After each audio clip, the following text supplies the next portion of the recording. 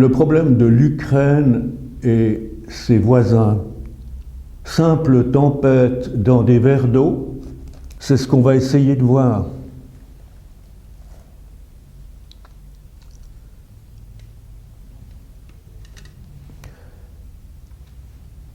J'ai prévu ici un chapitre de la Genèse, 25, verset 9, Abraham enterré par ses deux fils, Isaac et Ismaël.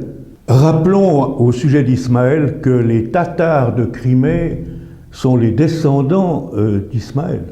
À nous de faire en sorte d'y voir beaucoup plus une abeille qu'une guêpe. Avec l'imagination, on peut tout.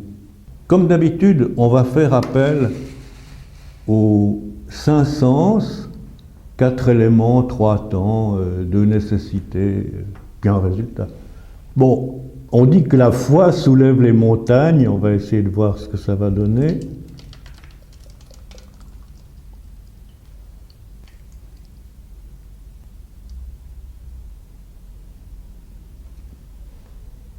Ah oui, la foi soulève les montagnes, c'est génial.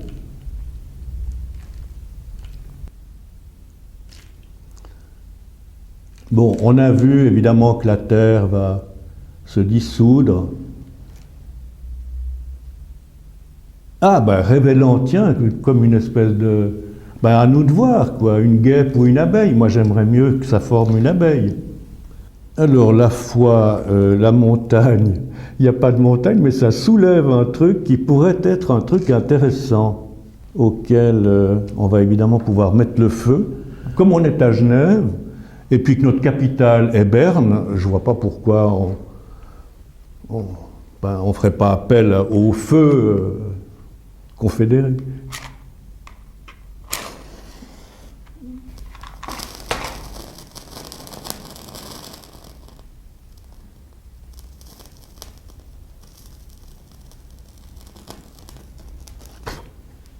Alors l'idée, c'est évidemment de brûler un cierge, bien entendu, pour les petits-enfants, pour l'Ukraine. Bon, le berceau a des roues qui sont légèrement voilées, mais enfin, vu la situation, je pense qu'on ne va pas trop se plaindre. Ce que j'aimerais, c'est que ce berceau roule.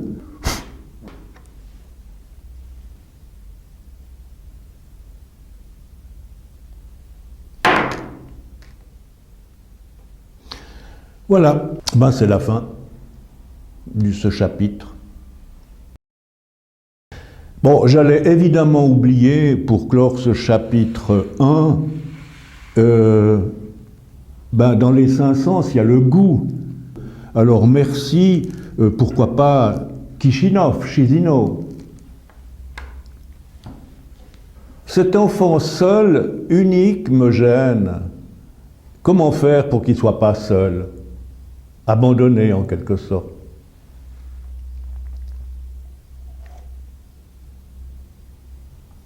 On aura besoin de faire appel à l'eau pure. À l'eau pure. Silence. Bon, je crois que c'est le moment de reparler de l'Ukraine, dont la vodka est extraordinaire, mais dont la voda est excellente aussi. Alors, une fois de plus, la foi soulève les montagnes, mais c'est extraordinaire. Bon, pourquoi pas? Alors, voyons un peu ce qui se trouve là. Ça va pas me sauter à la tête, ce truc.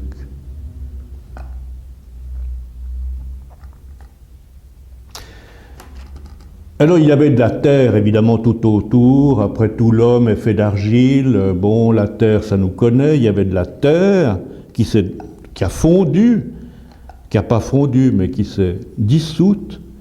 Voyons un peu ce qui se passe là. Alors, on va enlever ça.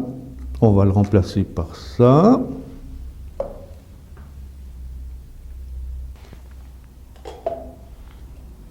Puis alors, évidemment, il y a toutes sortes de choses à l'intérieur qui se sont soulevées.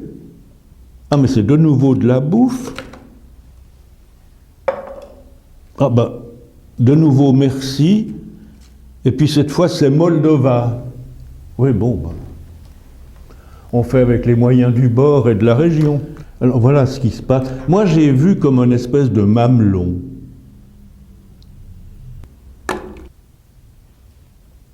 Qu'est-ce qu'on va faire de ça? Bon, on va le brûler évidemment.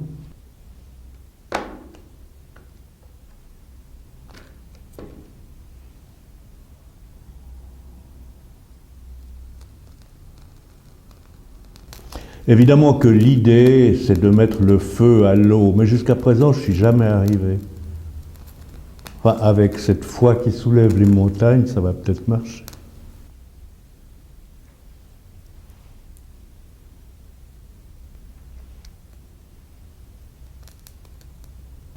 Bon, ben évidemment, il s'agit grosso modo de la même poussette, des mêmes bébés, du même bébé.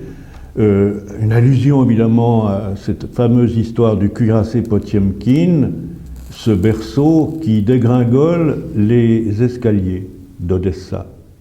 Alors on pourrait avoir évidemment un choc épouvantable de deux gamins qui se détruisent comme ça, ou alors qui cheminent côte à côte. Ben voilà quoi, à nous l'avenir.